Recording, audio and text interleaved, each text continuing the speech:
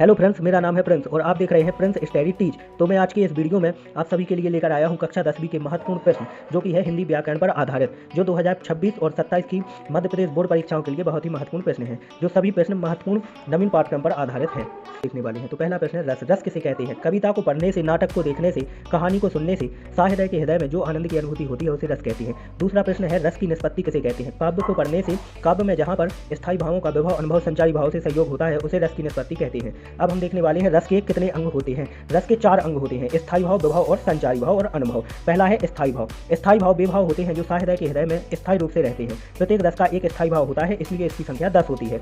और दूसरा प्रश्न है विभव। विभव वे भाव होते हैं जो स्थायी भावों के कारण को विभव कहते हैं। और दूसरा है अनुभव। विभव की बाह्य चेष्टाओं को अनुभव कहते हैं। अब हम देखने वाले हैं इनके प्रकार। रस कितने प्रकार के होते हैं? तो रस होते हैं 10 प्रकार के।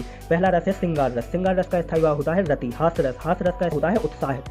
चौथा है करुण रस का स्थायी भाव होता है शोक। और फिर है रौद्र रस का स्थायी भाव होता है क्रोध। भयानक रस का स्थायी भाव होता है भय।